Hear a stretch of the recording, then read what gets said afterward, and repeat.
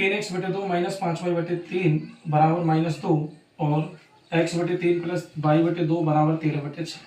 तो कौन सी विधि से करना है? प्रतिस्थापन विधि से। कौन सी विधि? प्रतिस्थापन विधि।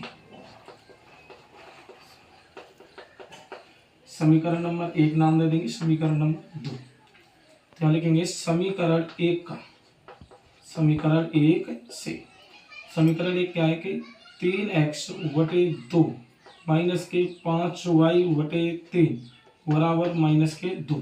यहाँ के नीचे 1 मान लेंगे, लघुत्तम आ गया 6।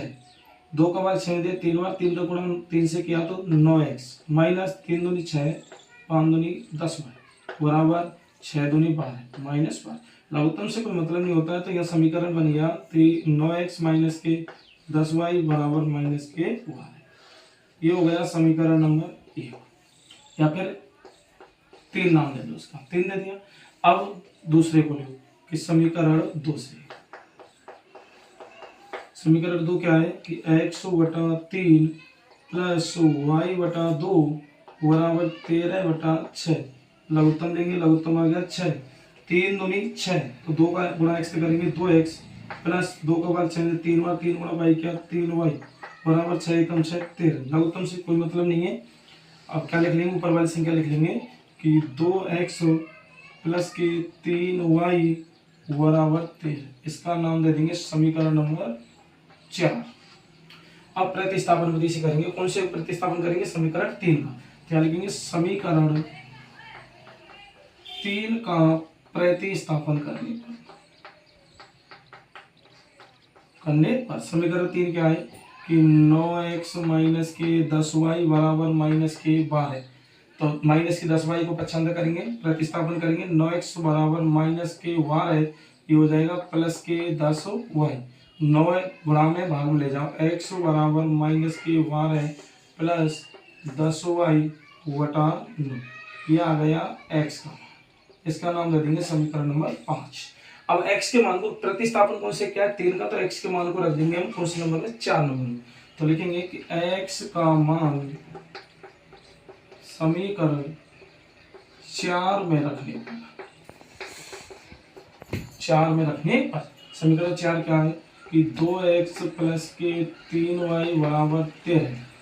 x का मान रखो कि 2 गुणा पुस्तक में ले लेंगे माइनस के 12 प्लस के 10y बटे 9 पुस्तक 1 प्लस 3y बराबर 13 गुणा करो। गुणा हमेशा बटे वाली संख्या होती है तो ऊपर ऊपर वाली से किया जाता है। तो -12 गुणा 2 माइनस के 24 प्लस 10 दूनी 20y बटे 9 प्लस 3y बराबर 13। इन सभी के नीचे 1 मान के क्या ले लेंगे? लघुत्तम। कितना आ गया? 9। लघुत्तम आ गया 9। तो 9 को बाद 9 देंगे, 1 बार जाएगा, 1 का इस संख्या से गुणा करेंगे तो संख्या पर कोई फर्क नहीं पड़ेगा। तो माइनस के 24 प्लस के 20y प्लस 1 का बाद 9 में दिया 9 बार, 9 को अगर 3 से किया 9 तिया 27y बराबर 1 का बाद 9 में दिया 9 बार, 9 गुणा 13 क्या 13 नमा 117। कितने होते? 13 नमा 117। आगे करो। लघुत्तम से कोई मतलब नहीं है, ऊपर वाली संख्या कर लेंगे कि माइनस के 24 प्लस 20y प्लस 27y बराबर 117। अच्छा तरह कि 20y और 27y कितनी हो गई? 47y बराबर 117। ये 24 माइनस का, इधर किसका आएगा? प्लस का 24। तो 47y बराबर 7 4 11 को 5 से लगे 1 2 और 1 3 और 1 4 141। y बराबर 141 बटे 47। अब 47 को y 141 में देंगे तो कितनी बार जाएगा? 3 बार। तो y का मान आ गया 3। अब y के मान को समीकरण 5 में रख दो। तो यहाँ रखेंगे कि y का मान समीकरण 5 में रखें।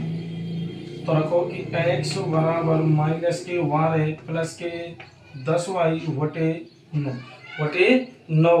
अब y का मान रखो, y का मान कितना है? 3। तो x बराबर -12 प्लस 10 गुणा 3 बटे 9।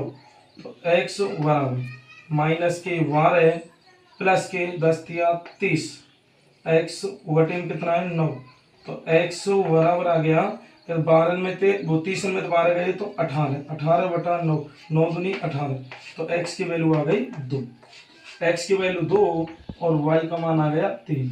यही इसके क्या है आंसर।